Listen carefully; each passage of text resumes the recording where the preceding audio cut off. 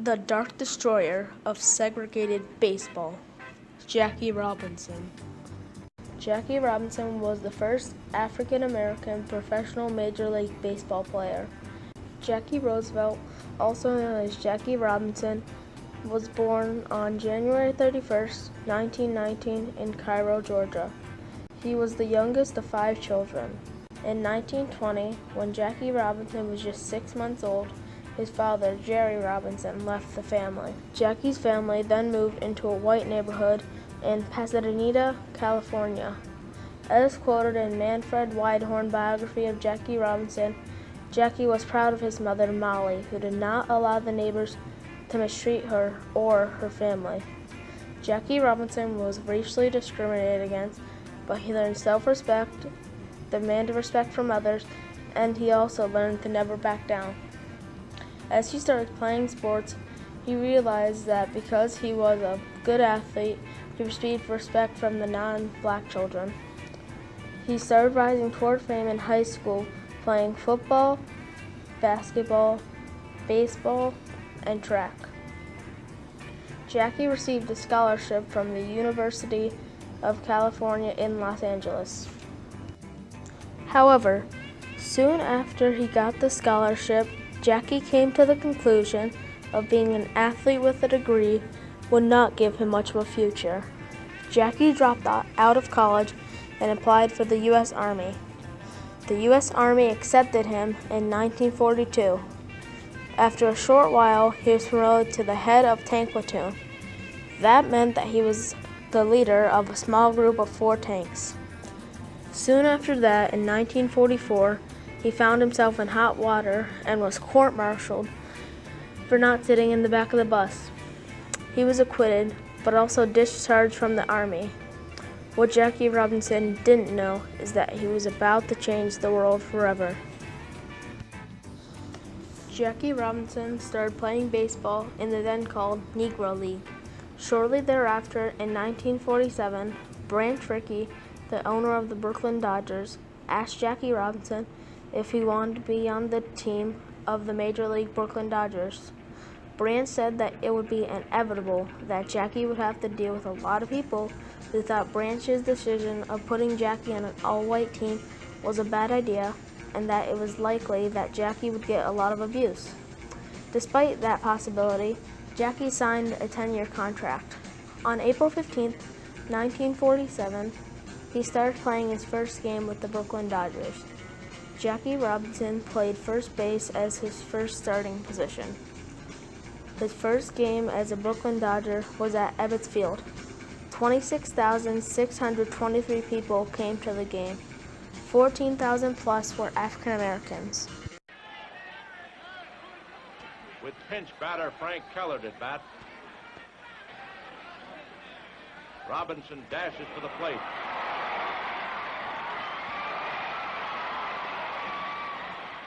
It's close, and umpire Summers calls him safe on the daring maneuver, but Yogi Berra doesn't think so.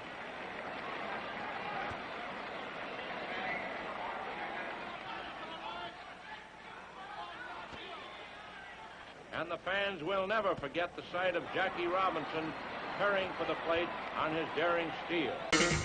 Jackie Robinson had an extraordinary baseball career that lasted 10 years.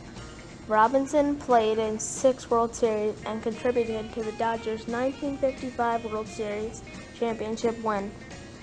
He received the very first Major League Baseball Rookie of the Year award in 1947. He was an all-star player for 6 consecutive seasons in 1949 through 1954.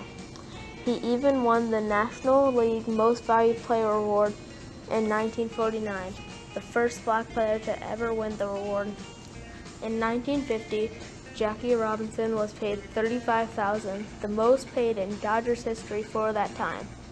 Jackie Robinson married Rachel Robinson on February 10, 1946. Together, they had 3 kids: Sharon Robinson, Jackie Robinson Jr., and David Robinson.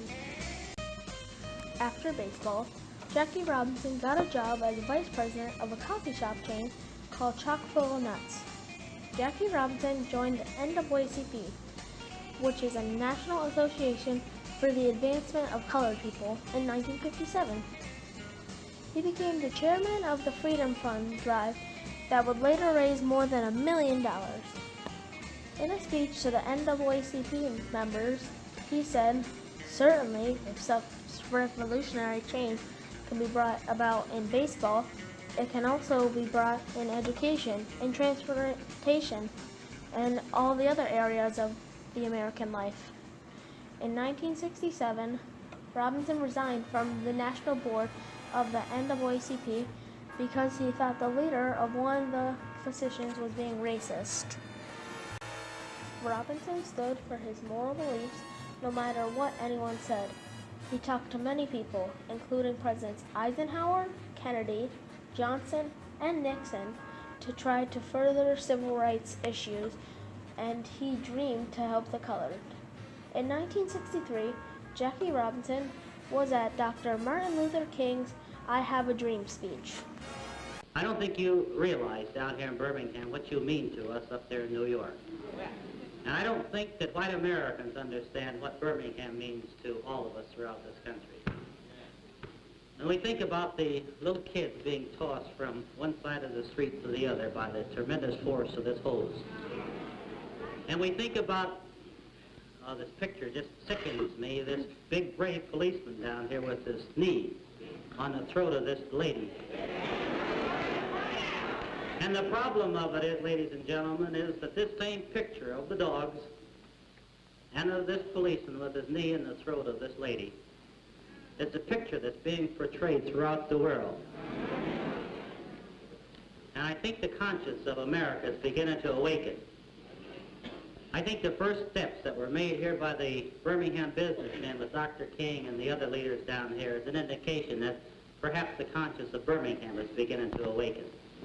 The only thing that we are demanding is that we be allowed to move ahead just like any other American citizen. With Robinson's help, the Freedom National Bank was created to help black business owners and other minority people to receive loans that they normally won't be able to get in a white-ran bank. Also, Robinson sent a telegram to President Johnson pleading with him to do something about the beating by the Ku Klux Klan in Alabama. Also in 1969, he said no to an invitation to play in an old-timers game because white owners still hadn't hired any black managers or coaches. In 1972, Robinson was asked to throw out a first pitch in the World Series. He was honored, but that didn't stop him from acknowledging that there were still no black managers or coaches. Due to Robinson's dedication, a black manager was finally hired in 1975. Sadly, before this happened, Robinson passed away. Jackie Robinson died October 24th, 1972. His wife, Rachel Robinson, is still alive today. Jackie Robinson leaves a part of him in us all, leaving his legacy as not only a baseball player, a groundbreaker to segregated baseball. He paved the way for all colored baseball players today. He took a stand for Tiger Woods, Muhammad Ali, and Michael Jordan.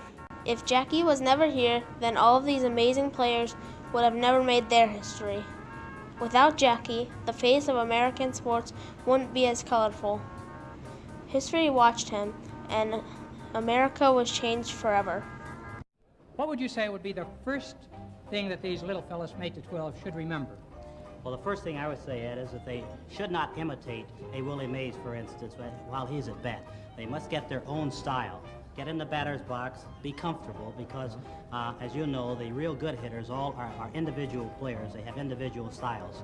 So for a little leaguer to try to imitate one of the big league ball players, they'll get into some awfully bad habits. It's very, very good. Right. Now, pardon me, Jeff. Yeah, go ahead. What position should the bat be, for these youngsters?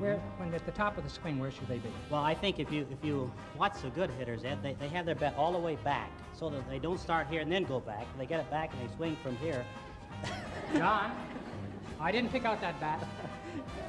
And in other words, to get it back get there, it all the way start back. it from there. That's right. Same as in golf. You get it back here, and if you get here and then you jump like that, you're going to throw your timing off. He played with me, so he knows what I do.